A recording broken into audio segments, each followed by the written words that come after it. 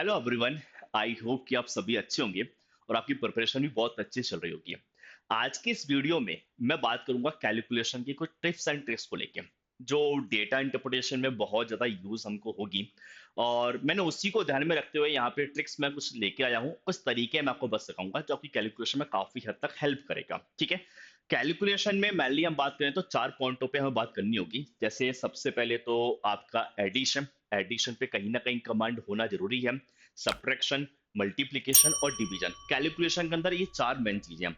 अगर इन चारों पे मैं अगर कमांड कर लेता हूं तो मैं ऐसा कह सकता हूं कि कहीं ना कहीं जो मेरी कैलकुलेशन है वो फास्ट हो सकती है, बस इन पे थोड़ी सी मुझे कमांड करनी पड़ेगी। अब इन पे कमांड करने से पहले कुछ पॉइंट्स ऐसे हैं जो हर बच्चे को करना पड़ेगा, जैसे टेबल्स का याद होना। ठीक है। जितनी ज्यादा टेबल्स आप याद करते हैं उतनी अच्छी बात है। ठीक है। स्क्वायर्स का याद होना, cube, fraction values of percentage. Percentage की फ्रैक्शन वैल्यू, जैसे 20% है, 20% की फ्रैक्शन वैल्यू 1/5 होता है। 33 1/3%, उसकी फ्रैक्शन वैल्यू 1/3 होता है। 16 2/3% फ्रैक्शन वैल्यू 1/6 होता है। तो ये फ्रैक्शन वैल्यू आपको काफी ज्यादा हेल्प करेगा जब आप परसेंटेज से क्वेश्चन का सॉल्व करते हैं। काफी बच्चे के साथ में दिक्कत ये है कि वो फ्रैक्शन वैल्यू को याद नहीं करते हैं, वो पूरा पूरा सॉल्व करने की कोशिश करते हैं। सपोज मुझे किसी का 20% निकालना है, तो वो एक हैबिट में चले आ रहा है कि 20 अपन 100 ही करेगा। 25% निकालना है तो पूरा सॉल्व करेगा 25 और 100। या 33 1/3% निकालना है तो 1/3 ना लिखते हुए ना, वो उसको पूरा 100/3 फिर अपॉन में 100 पूरा सिंप्लीफाई करेगा, तब आंसर आएगा। उस केस में क्या होता है ना कि आपकी जो कैलकुलेशन का समय वो बढ़ जाता है, लेकिन अगर फ्रैक्शन वैल्यू का मैं यूज करता हूं तो कैलकुलेशन मेरे लिए काफी ज्यादा आसान हो जाती है। इसके बाद में नेक्स्ट पॉइंट, आपको डिविजिबिलिटी रूल्स आपको याद होना चाहिए। डिविजिबिलिटी रूल्स सिंप्लीफाई करने के लिए बहुत ज्यादा जरूरत पड़ जाती है। कई बार क्या होता है कि समझ में नहीं आ रहा है कि किस वैल्यू से ये कैंसिल हो सकती है वैल्यू, या सिंप्लीफाई कैसे हो सकता है। तो डिविजिबिलिटी रूल्स उस केस में आपकी काफी ज्यादा मदद करेगा। ठीक है। अब रही बात के साथ टेबल्स कहाँ तक याद होना चाहिए, देखिए मेरा तो ये मानना है कि जितनी ज्यादा आप टेबल्स याद करते हैं उतना ज्यादा बेनिफिट आपका है। लेकिन 30 तक आप टेबल्स याद करेंगे तो वो भी ठीक है, लेकिन आप 30 के अबव भी करते हैं तो बहुत अच्छी बात है। सेम स्क्वायर की बात करेंगे तो स्क्वायर भी कहीं ना कहीं आपको 30 तक याद होना चाहिए। और क्यूब आप 20 तक भी याद करेंगे तो भी आपका काम चल जाएगा। ये आपको अपने एंड पे याद करना पड़ेगा, क्योंकि कैलकुलेशन में इनका बहुत बड़ा रोल है। अगर आपको टेबल्स ज्यादा याद नहीं है तो उस केस में कहीं ना कहीं आपको टाइम ज्यादा लग ही जाएगा। स्क्वायर याद नहीं है तो आपको दो बार मल्टीप्लाई करना पड़ जाएगा। और सेम सेम फ्रैक्शन वैल्यू अगर नहीं पता है तो कैलकुलेशन में कहीं ना कहीं समय आपको लग जाना चाहिए। ये आपको अपने पॉइंट एंड पे याद करना है। ठीक है। अब इसके बाद में मैं बात करूं तो कैलकुलेशन में ना सबसे ज्यादा इस चीज का भी रोल है कि आप कितनी कैलकुलेशन को आप माइंड में करने वाले हो। बहुत सारे बच्चों की आदत क्या होती है ना कि वो बिल्कुल पेन चला के ही कैलकुलेट करते हैं, माइंड में करने की वो कोशिश नहीं करते हैं।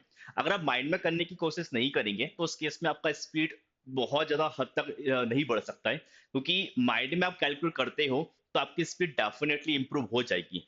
और काफी लोगों के मन में डर भी रहता है कि सर अगर मैं माइंड में कैलकुलेट अगर करूंगा तो मुझे डर है कि शायद मेरा आंसर गलत निकल जाएगा। तो उस डर के कारण काफी बच्चे कोशिश करते ही नहीं है। मेरा ये मानना है कि आप ट्राई तो कीजिए, कोशिश आप करिए, आप कोशिश करेंगे।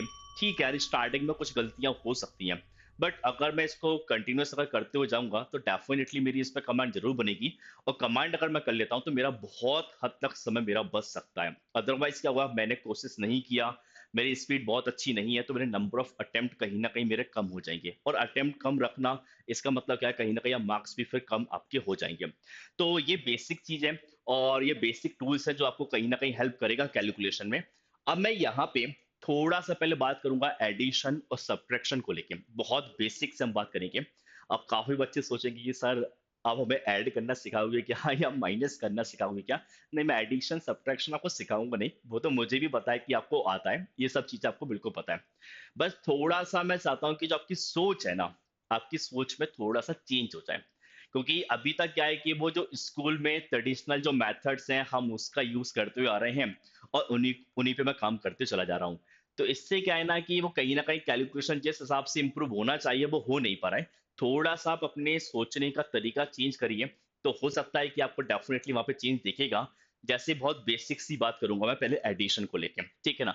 अगर मैं कोई नंबर मान लीजिए इस तरीके से अगर लिख लेता हूँ, इस तरीके से मैं लिखा, 2 5 9 3 +4 8 5 6, ठीक है। और प्लस मान लेते हैं कितना, 3, 2, 1 एंड 4, इसको मुझे ऐड करना है। तो यार बेसिक तरीका तो ये है कि सर पहले यूनिट प्लेस वाले नंबर को ऐड कर लीजिए, फिर 10th वाले को, फिर 100 वाले को, फिर 1000 प्लेस वाले पे जो डिजिट है उनको ऐड करो, आंसर निकल जाएगा। बेसिक तरीका बिल्कुल यही है। लेकिन यहाँ पे कई बार क्या होता है कि बच्चा गलती कहाँ करता है, बच्चा गलती कर देता है कैरी को ऐड करने में। जैसे फ्लो में कैरी वहां पे 1 था लेकिन शायद मैं लेना भूल गया, जिस कारण से पूरी कैलकुलेशन मेरी गलती हो गई है। या फिर मान लीजिए वहां पे कैरी था 1 पर गलती से बाय मिस्टेक मैंने वहां पे 2 ऐड कर दिया। तो इस तरीके से भी वहां पे गलतियां हो सकती हैं। तो इसको ऐड करने का मैं एक तरीका बता रहा हूँ, ठीक है। देखो ये प्रैक्टिस के ऊपर डिपेंड करेगा कितनी प्रैक्टिस आप करने वाले हैं। कैलकुलेशन की स्पीड विदाउट प्रैक्टिस अच्छी नहीं हो सकती है, जितना ज्यादा प्रैक्टिस करेंगे आपकी स्पीड उतनी अच्छी होगी। अब होगा क्या, ऐड करने के लिए मैं क्या करूंगा, देखो मैं बहुत सिंपल सा तरीका यूज करूंगा, जनरली जो मैं भी यूज करता हूँ, ठीक है ना। मैं पहले 1000 प्लेस पे जो डिजिट है ना उनको ऐड कर लेते हैं। 2 प्लस 4 कितना, 6, 6 प्लस 3 कितना, 9, 9 है ना। इसका जो 3 डिजिट है, सिंपल आप यहाँ पे 3 जीरो लगा दीजिए, बहुत बेसिक सा तरीका है, ठीक है ना। फिर 100 प्लेस पे जाओ, 5 प्लस 8 कितना, 13, 13 प्लस 2 कितना, 15, 15 आया। और इसके बाद में क्या है, दो डिजिट है तो दो जीरो आप लगा दीजिए, बहुत सिंपल सा तरीका है, ठीक है। फिर आते हैं 9 प्लस 5 कितना, 14, 14 प्लस 1 कितना, 16, 16 है। इसका जो सिंगल डिजिट है तो इसका मतलब ये 160 होगा, कितना होगा, 160 होना चाहिए। और यूनिट प्लेस पे देख लो, 3 प्लस 6 कितना, 9, 9 प्लस 4 कितना, 13। आपने यहाँ पे 13 लिखा, अब इसको आप ऐड कर लीजिए। देखो इससे फायदा बस ये होगा ना कि जो कैरी वाला जो चक्कर है ना वो मेरे साथ में बहुत कम फंसेगा। और अगर कैरी वाला चक्कर कम फंसता है तो फिर शायद उतनी गलती होने के चांसेस नहीं होंगे।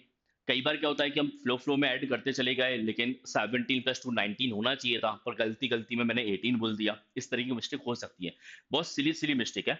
और आपके साथ में भी कई बार ये चीज होती होगी। अब इसको मुझे ऐड करना था तो यहाँ पे सिंपल है, 3 आना चाहिए। 6 प्लस 1 कितना, 7 आना चाहिए। 5 प्लस 1 कितना, 6 आएगा। और 9 प्लस 1 कितना, 10 आना चाहिए। और ये मेरे पास में क्या आ गया, आंसर आ गया। बहुत बेसिक सा तरीका था, कुछ भी नहीं था, बहुत सिंपल सा तरीका है। अब इसी में कोई बच्चा कहे कि सर ये तो ठीक है, आपने 4 डिजिट के नंबर लिखा हुआ है सारे के सारे, कुछ नंबर 4 डिजिट के होते, कुछ नंबर 3 डिजिट का होता, कुछ नंबर का 2 डिजिट का होता, उस केस में क्या होता। तो वो भी एग्जाम्पल के थ्रू समझते हैं। मान लीजिए इस तरीके से मैं लिखता हूँ, 2, 9, 8, 7 प्लस यहाँ पे 3, 2, 1 और प्लस यहाँ पे कितना, 24। सपोज इस तरीके से लिखा हुआ है। मैंने देखा यार एक नंबर 4 डिजिट का है, सेकंड नंबर 3 डिजिट का है और लास्ट वाला क्या, 2 डिजिट का है। तो एक काम करते हैं, डिजिट को पहले बराबर कर लेते हैं। बराबर करने के लिए यहाँ लगा दूं मैं जीरो और यहाँ आप लगा दूं क्या, 2 जीरो। सिंपल है, ठीक है, 2 जीरो आपने लगाया डिजिट को बराबर करने के लिए। फिर आप इसको ऐड करेंगे तो ऐड करने पे देख लीजिए क्या बनना चाहिए आगे। यहाँ तो सिंपल है, 2 आएगा। सिंपल है, कितना, 2 आएगा। मतलब 2000 आप यहाँ पे लिख लीजिए, ओके। फिर आप यहाँ पे आएंगे, 9 प्लस 3 कितना, 12, 12 है। इसका मतलब ये 1200 बन जाएगा क्योंकि इसके बाद में 2 डिजिट है इस कारण से। फिर 10th वाले प्लेस पे जाओ, 8 प्लस 2 कितना, 10, 10 प्लस 2 कितना, 12। सिंगल डिजिट है तो मतलब 120 बनना चाहिए, अब 120 यहाँ पे लिखिए। लास्ट पे जाओ, 7 प्लस 1 कितना, 8, 8 प्लस 1 कितना, 8 प्लस 4 कितना, 12। आपने 12 यहाँ पे लिखा। इसको सिंपल है, ऐड कर लीजिए, लास्ट में कितना, 2 है। 2 प्लस 1 कितना, 3, 2 प्लस 1 कितना, 3 और 2 प्लस 1 कितना पे 3। तो ये आंसर यहाँ पे कुछ बनना चाहिए। तो चीजें बहुत सिंपल है। अब काफी लोग कहेंगे सर कि हम यूनिट प्लेस से भी करेंगे तब भी तो सेम तरीका है, तरीके में चेंज नहीं है। बस मैंने सिंपल बोला कि आप यूनिट प्लेस से जब जाओगे तो वहां पे नंबर को जब ऐड करेंगे तो कैरी ऐड करने में कई बार मिस्टेक होती है। मैं बहुत सिली सिली जो मिस्टेक है ना उन पे बात कर रहा हूँ कि यार मैं जब कैलकुलेशन करूँ तो सिली सिली मिस्टेक भी मुझसे ना हो पाए, ठीक है। बाकी रही बात, जब आप इसको प्रैक्टिस करेंगे, प्रैक्टिस करने के बाद काफी कुछ चीजें आपको समझ में आएंगी, तब आपको एक्चुअल में डिफरेंस समझ में आएगा कि हाँ, जो बेसिक तरीके से मैं कर रहा था या ट्रेडिशनल मेथड से जो मैं कर रहा था और इस मेथड से जो मैं कर रहा हूँ, तब आपको एक्चुअल में डिफरेंस समझ में आएगा। अभी हो सकता है उतना डिफरेंस आपको समझ में नहीं आएगा क्योंकि अभी आप जस्ट देख रहे हो, आपने उसको इंप्लीमेंट करके नहीं देखा। जब आप इंप्लीमेंट करोगे तब आपको चीजें समझ में आएंगी, ठीक है। ये मैंने एडिशन को लेकर बात की। अब बात करते हैं सब्ट्रैक्शन को लेकर। अब सब्ट्रैक्शन में ना मैंने कई बार तो नोटिस ये भी किया है कि सर जब 100 से माइनस करते हो या 1000 से भी माइनस करते हो तो काफी लोग वहां भी मिस्टेक करते हैं। जैसे सिंपल अगर मैं ये लिखूं ना कुछ इस तरीके से कि मुझे ये करना है, 100 माइनस कितना, 71। काफी लोग मिस्टेक कर देते हैं, वो फ्लो में 39 लिख देंगे, ठीक है, या फिर 19 लिख देंगे। हाँ, कुछ लोग 29 भी लिखेंगे, करेक्ट आंसर भी लिखेंगे, ऐसा नहीं कि सब लोग गलत करेंगे, कुछ लोग करेक्ट आंसर भी लिखेंगे, पर कुछ लोग जल्दीबाजी में 39 भी लिख सकता है या 19 भी लिख देता है। अब इसी चीज को आसान करने के लिए हम सिंपल करेंगे क्या? देखो, 100 माइनस 70 बनता ना, तो सिंपल है, ये 10 था, इसको 9 कर दो, ये 0 है, इसको 10 कर दो। देखो कि बस सोचने के तरीके में चेंज है। आप देखोगे मेथड सेम ही है। आप जब माइनस करते हैं तो 10 माइनस 1 9 ही आप लिखते हैं, है ना? 10 माइनस 1 करते हैं, उसको 9 माइनस 7 ही करते हैं। तो वो आप जो आप एक्चुअल में जो मेथड लगा रहे हो, बस उसी को मैंने ऐसा लिख दिया भाई, पहला यूनिट वाले प्लेस को आप 10 कर दो, और यहाँ पे कितना 9 कर दो, और यहाँ मैं लिखता हूँ 7, यहाँ लिखता हूँ कितना 1, अब माइनस कर दीजिए। 10 माइनस 1 कितना 9, 9 माइनस 7 कितना 2, 29। ठीक है, ये आंसर आ गया। चीजें आसान है, तरीका सेम है, मेथड में चेंज नहीं है, बस सोचने के तरीके में चेंज है। अगर मैं सोचने का तरीका थोड़ा सा चेंज करता हूँ ना, तो मेरी कैलकुलेशन मुझे बहुत आसान भी दिख सकती है। लेकिन वही ट्रेडिशनल मेथड ही अगर मैं लेके चला जा रहा हूँ, तो हो सकता है कि कैलकुलेशन मुझे बहुत लंबी सी लगे, लगे सर यार इतना कुछ तो करना पड़ रहा है, क्वेश्चन भी सॉल्व कर रहे हैं, कैलकुलेशन भी इतना लंबा चौड़ा है, काफी लंबा सॉल्यूशन है सर, स्किप कर देते हैं, छोड़ देते हैं। नहीं, थोड़ा सा चीजों को ऑब्जर्व करिए, और जो ऑब्जर्व जब आप करेंगे ना, तो आपको नए नए तरीके समझ में आएंगे, और मेथड जहाँ चेंज हुआ, हो सकता है चीजें आपको आसान फिर दिखे। जैसे ये मैंने 100 से माइनस किया, 100 से माइनस करने के बाद में सर ऐसा भी तो हो सकता था, मैं ऐसा लिख दूं 1000 माइनस कितना 373, ये मुझे माइनस करना है इस तरीके से। ठीक है, बहुत सिंपल है। सबसे पहले लिख दो 10, फिर कितना 9, फिर कितना पे 9, बहुत सिंपल है। यहाँ लिखो 3, यहाँ 7, यहाँ पे कितना 3, फिर करोगे क्या, माइनस माइनस कर दीजिए। 10 माइनस 3 कितना 7 आएगा, 9 माइनस 7 कितना 2 आएगा, 9 माइनस 3 कितना 6 आएगा, ये मेरे पास में क्या गया, आंसर आ गया। ठीक है ना, कैरी वैरी का कोई चक्कर ही नहीं है। ठीक है ना, मैं सिंपल बस चीजों को आसान करना सिखा रहा हूँ कि आप आसान कैसा कर सकते हो। मुझे भी पता है कि बेसिक तरीका हर किसी को पता है, काफी लोगों की कमांड भी होगी, लेकिन जिनके साथ थोड़ी सिली सिली टाइप की जो मिस्टेक होती है ना, मैं बस उनको सही करने की कोशिश कर रहा हूँ कि यार आप इस तरीके से सोचो, ताकि जो छोटी छोटी मिस्टेक आप कर देते हो ना, वो आपसे नहीं होना चाहिए। अब कुछ लोग कहेंगे सर ठीक है, आप 100 और 1000 तो आप बता रहे हो, सर ये 200 अगर होता या 3000 होता, तो उस केस में क्या करते आप? तो वो भी जरा समझते हैं। देखो, अगर सपोज मैं ऐसा लिख देता हूं कि 200 माइनस 123, मैंने ऐसा लिखा। ठीक है, अब इस तरीके से अगर लिखा हुआ है, इसको मैं कैसे माइनस कर सकता हूं, वो थोड़ा ध्यान से देखते हैं। तो लास्ट वाले को तो 10 लिख दो, कोई प्रॉब्लम ही नहीं है, और यहाँ पे कितना 9, अब 2 माइनस 1 कितना 1 लिख दीजिए, बहुत बेसिक है। 10, 9 और कितना 1, मतलब मैंने सिंपल किया है, इसको मैंने 10 बनाया, और 10 माइनस 1 कितना 9, 2 माइनस 1 कितना 1। ठीक है, माइनस किसे करना है मुझे, 123 को माइनस करना है। चलिए 123 को माइनस करिए। 10 माइनस 3 कितना 7, 9 माइनस 2 कितना 7, और ये कितना आएगा 0। इसका मतलब इनका डिफरेंस कितना आएगा 77। चीजें आसान है, ठीक है, बहुत सिंपल है। कोई कहे कि सर अगर ऐसा लिखा होता 5000 माइनस 3843, अगर ऐसा लिखा होगा तब भी क्या होगा? देखो फिर भी सिंपल है, लास्ट वाले को 10 बना लीजिए। ठीक है, फिर कितना आएगा 9, फिर कितना आएगा 9, 5 माइनस 1 कितना आएगा सर 4 आएगा, लिख दो। फिर यहाँ पे क्या है 3, 8, 4 और कितना 3, इसे करना क्या है, माइनस करना है। माइनस कर दो, 10 माइनस 3 कितना 7, 9 माइनस 4 कितना 5, 9 माइनस 8 कितना 1, 4 माइनस 3 कितना 1, और ये मेरे पास में क्या आ गया, आंसर आ गया। ठीक है ना, उम्मीद करता हूँ चीजें समझ में आ रहा होगा, कैसे करना है वो चीजें क्लियर होंगी। देखो, और ये छोटे छोटे पॉइंट है, अगर इन छोटे छोटे पॉइंट पर भी अगर मैं कमांड कर लेता हूँ, तो मेरी कैलकुलेशन में काफी हद तक चेंज आ जाएगा, डेफिनेटली स्पीड इंप्रूव होगी। लेकिन हाँ, इसके बाद में आप कितनी प्रैक्टिस करते हो उस पर भी डिपेंड करता है। कुछ बच्चे करते क्या है कि चीजों को समझ लिया, समझने के बाद उनको लग रहा है हाँ सर ये तो मुझे समझ में आ गया, मैं ऐसा कर लूंगा, लेकिन वो प्रैक्टिस नहीं करता है। जब प्रैक्टिस नहीं करोगे, तो चीजों को इंप्लीमेंट करने में आपको प्रॉब्लम आ सकती है। तो आपका काम ये बनता है कि अगर आपने इनको सीखा, तो रैंडमली आप नंबर लिखिए, और नंबर लिखने के बाद में ना आप उनको माइनस प्लस करके देखो, तो आपको चीज समझ आएगी, हाँ यार चलो मुझसे अब कहीं ना कहीं बहुत अच्छे से बन रहा है, यार मैं यहाँ पे फंस रहा था, तो उनको आपने वहां पे क्या सही किया। ठीक है ना, प्रैक्टिस बहुत ज्यादा जरूरी है, जब तक आप प्रैक्टिस नहीं करोगे, कहीं ना कहीं आप इंप्लीमेंट करना नहीं सीख पाओगे। अब कुछ लोग कहेंगे सर ठीक है, ये तो 100, 200, 1000, 5000 समझ में आ गया, लेकिन सर ऐसे नंबर तो हमें बहुत कम दिखते हैं। नंबर जब मुझे दिखेगा ना, तो नंबर मुझे कुछ ऐसा दिख सकता है सर, कुछ ऐसा 124 माइनस कितना 71।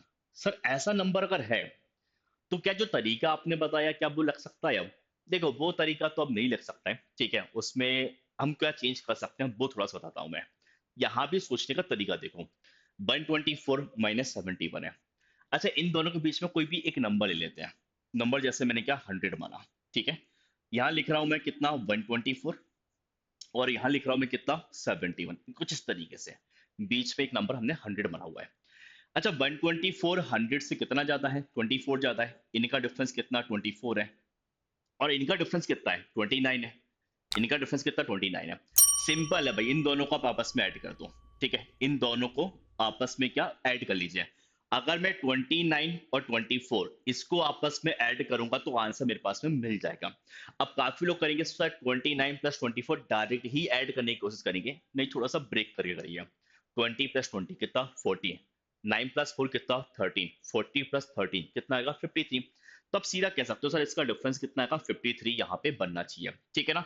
देखो बहुत चीजें आसान है, सिंपल है, बिल्कुल भी डिफिकल्ट नहीं है। बस थोड़ा सा उसको सोचने और समझने की क्या जरूरत है कि आखिर मैं किस तरीके से चीजों को कर रहा हूँ, कैसे उनको मैं ऑब्जर्व कर रहा हूँ। अब देखो जैसे अगर ये लिखा होता ना कि सर 793, 793, और यहाँ पे मान लेते कितना 647, ये मुझे माइनस करना है। अब मन में ही सोचो कि बीच पे एक नंबर लेते हैं क्या 700, बीच में नंबर लेते हैं क्या 700, तो 700 से कितना ज्यादा है सर, ये 93 ज्यादा है, ठीक है। और ये 700 से कम है, और 700 से कितना कम है, ये 53 कम है।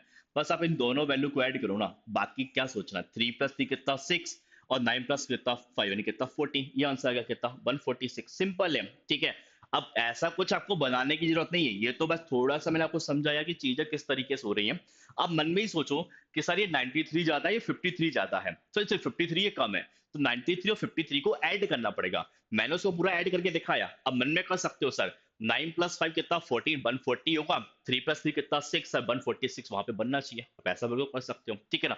अब कुछ ऐसा लिखा होता कि सर 1024 माइनस यहाँ पे 998, देखो बहुत सिंपल है, माइनस करना है, मन में हो जाएगा सर।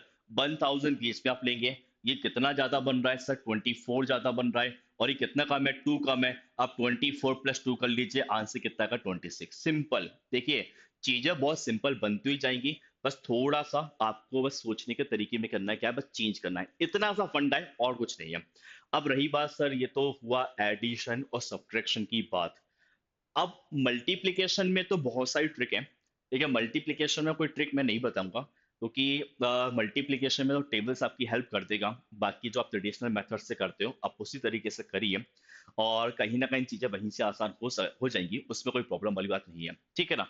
अगर आप कहोगे तो मैं बिल्कुल बता दूंगा मल्टीप्लिकेशन की ट्रिक्स, ठीक है। और डिवीजन पे हम आते हैं, क्योंकि सबसे ज्यादा प्रॉब्लम डिवीजन पे आती है, डिवीजन कैसे करेंगे अब उस पर बात करेंगे, इसको बहुत अच्छे से समझना, सबसे ज्यादा काम की चीज यही है। बच्चे को सबसे ज्यादा प्रॉब्लम यहीं पे आता है सर, डिवाइड करने में प्रॉब्लम बहुत ज्यादा आती है। क्वेश्चन का ऐसा लिखा हुआ है ना, 412 is what percent of 815, data interpretation में ऐसा कई बार दिखेगा, ठीक है ना। ऊट पटांग सी वैल्यू है, सर ऑप्शन भी थोड़े से क्लोज है, बहुत ज्यादा डिफरेंस नहीं है, जिस कारण से मैं अप्रोक्स आंसर नहीं निकाल पा रहा हूं, मुझे कहीं ना कहीं एग्जैक्ट आंसर निकालने की जरूरत है। उस केस में हम इसको कैसे सॉल्व कर सकते हैं वो जरा समझते हैं, चीजों को समझना ध्यान से देखिएगा। 412 इज व्हाट परसेंट ऑफ 815, तो बनेगा कुछ ऐसा 412 अपॉन में क्या 815 और इंटू 100। ध्यान रखना मैं अप्रोक्स नहीं बता रहा हूं, एग्जैक्ट, एग्जैक्ट भी क्या मतलब बहुत नियरेस्ट आंसर बताऊंगा, है ना, एकदम बिल्कुल एग्जैक्ट तो नहीं आएगा, थोड़ा सा अप्रोक्स होगा, कुछ पॉइंट का कुछ डिफरेंस हो सकता है। अप्रोक्सीमेशन का तो एक अलग ही मतलब है कि सर अप्रोक्सीमेशन में तो मैं बोल दूंगा सर 50% अप्रोक्स है, ठीक है, अप्रोक्स में बोल सकता हूँ 50% अप्रोक्स है। बट ये 50 के अबव या 50 से कम कितना हो सकता है उसका एग्जैक्ट थोड़ा बहुत आएगा, बहुत ज्यादा एग्जैक्ट तो नहीं आएगा। कैसे करेंगे वो समझते हैं, देखो सबसे पहले आपको नोटिस करना पड़ेगा यार इनका रेशो क्या बन सकता है। क्या नोटिस करोगे, रेशो, कि सर आखिर अगर बात करें तो इनका रेशो क्या बन सकता है। अगर मैं सोच पा रहा हूं, ऑब्जर्वेशन मेरा बढ़िया अगर है, तो सर 412 और 815 मैं ऐसा लिख सकता हूं, सर 412 और 815 इसका एक एप्रोक्स में जो रेशियो होगा सर, एप्रोक्स में रेशियो कितना होगा 1/2। अगर इसको मैं 400 समझता हूँ, इसको मैं 800 समझता हूँ, तो सर इनका एप्रोक्स में रेशियो कितना 1:2 होना चाहिए, ऐसा मैं कह सकता हूँ। अब थोड़ा समझते हैं आखिर चीजें कैसे बनेगी। ये 412 है और 815 है। अब होगा क्या, अब इस 815 को मैं 800 भी बना सकता हूँ, 815 को मैं 900 भी बना सकता हूँ, वो चॉइस आपकी है, आप क्या करना चाहते हो। मैं 900 बना के भी दिखा दूंगा और मैं 800 बना के भी दिखा दूंगा। पहले मैं 800 से जा रहा हूँ, 800 बनाते तो होता क्या देखो। अगर सपोज इस वैल्यू को मैं 800 अगर बनाऊंगा, तो इसका मतलब मुझे इसे कम करना पड़ेगा। कितना कम करना पड़ेगा, 15 कम करना पड़ेगा। कितना कम करना पड़ेगा, 15 मुझे कम करना पड़ेगा।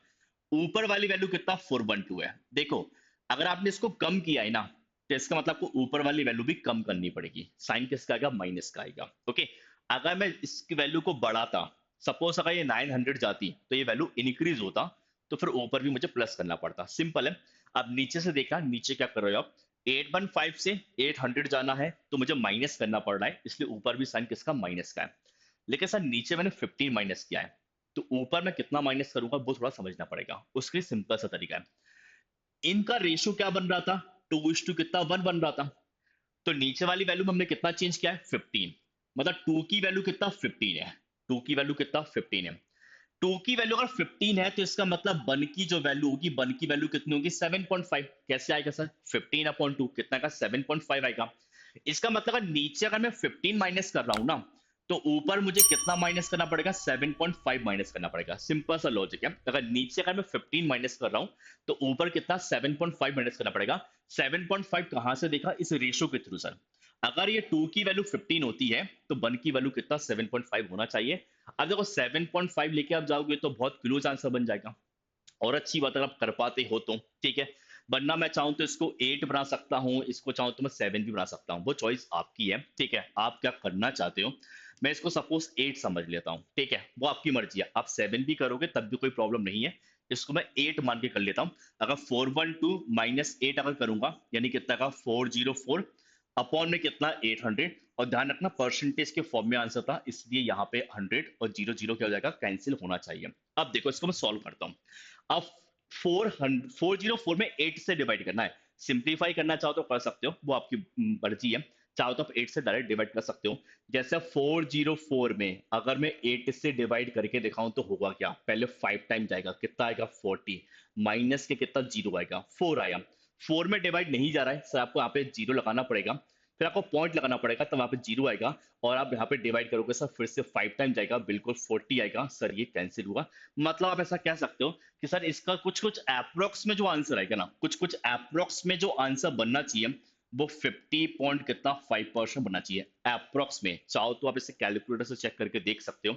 जैसे मैं अगर चेक करके दिखाऊं कि इसका एग्जैक्ट आंसर क्या बनना चाहिए था, तो देखो 412 डिवाइड कितना है 815, 815।